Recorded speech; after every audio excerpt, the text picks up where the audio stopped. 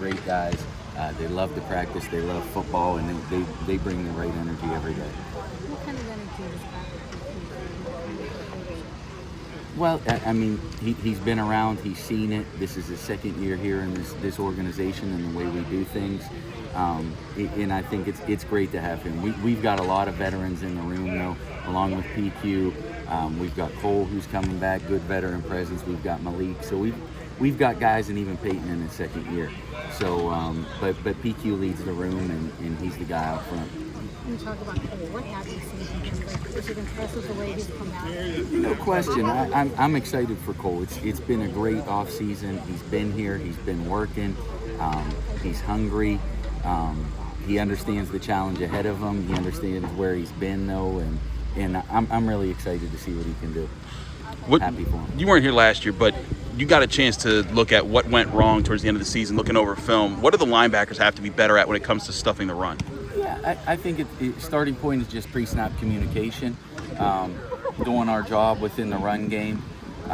But a lot of it starts there, making sure we're on the same page, pre-snap communicating, knowing our role, all right, in the QB run game, and what we're doing, what we're trying to get accomplished, who we're trying to take the ball out of their hands, and then fitting into that piece. And then from there, I mean, it's just the fundamentals. It's getting off blocks, all right, playing aggressive, and tackling guys. What does it say? What is it like to have guys that are used to communicating at that level? You know, Cole Holcomb, he's been the green dot guy. Patrick Queen's been a green dot guy. Seems like that could be an asset to you guys. Without a doubt. I mean, with that veteran presence comes experience, and that's the most important thing in there.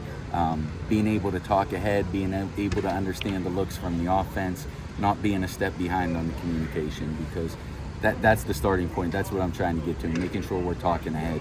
Understanding it's not just the look we're getting, all right, but the motion, the adjustment, and being able to talk ahead, all right, and staying ahead of those things. Payton Wilson's obviously an incredible athlete and played a lot on third down last year. What's the sort of natural progression for him to try to become a more of a three-down player? No doubt. Expanding his role, I think, and once again, it's understanding, it's experience, and it's awareness in the run game as much as anything. Because I like his size. I think he's a strong player. It's just getting that experience in the run game, understanding where his fits are, the looks from the offense, how they're going to block him, where the blocks are coming from, how to put myself in position to play off blocks and finish on the ball. But he's getting there. You talk about a guy who works at it. He understands how he wants to take the next step, and we're getting him there right now. Scott, what kind of asset is speed with your group?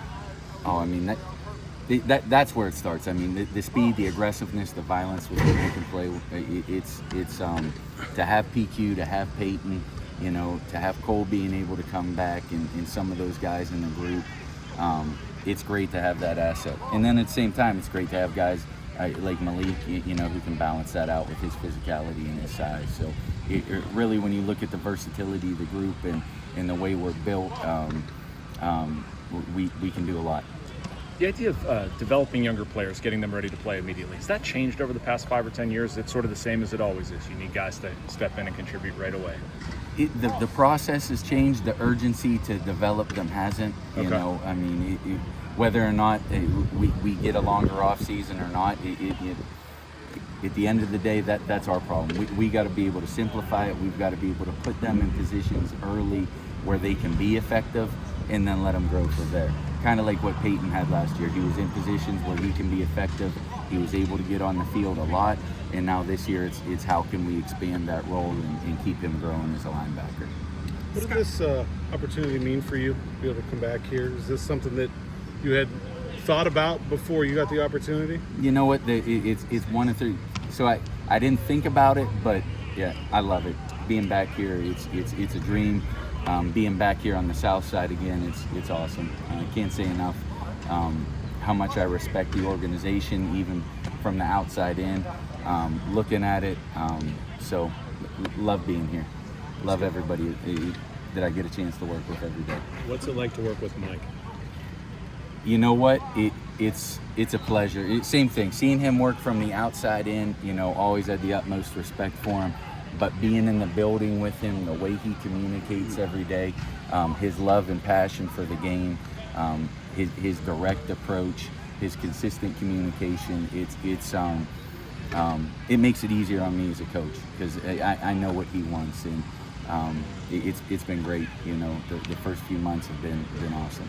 Way back when you were with Rodgers in Green Bay, what's it been like seeing him here? You guys have a nice little reunion. You know what? I got a chance to say hello and reacquaint myself a little bit, but it's outstanding. I mean, I was spoiled having him in Green Bay. Now to have another opportunity to work with him here, he's as good as they come. I mean, you guys know that, but to be able to see him work every day on the practice field, day in and day out, his football IQ, the way he handles himself, and of course his talent, it's impressive. Is he the same guy that you knew him as back in Green Bay, or a couple more gray hairs? You know what? No doubt. We both got more gray in that beard, but at the same time, you know what? That IQ, everything he brings there, it doesn't change. You know, he's all there, and it's great to have him. So about your players facing a guy so known for being like cerebral in practice, and being able to take advantage of mistakes. Yeah, it's a great challenge. I mean, whenever we got a chance to work from him, you know, every day in Green Bay, it's at the highest level. You're competing against every day. From once again the pre-snap, the communication, being able to fool him, all right, with calls, and it's a challenge. It's a challenge on every snap, but it's fun. We get better doing it.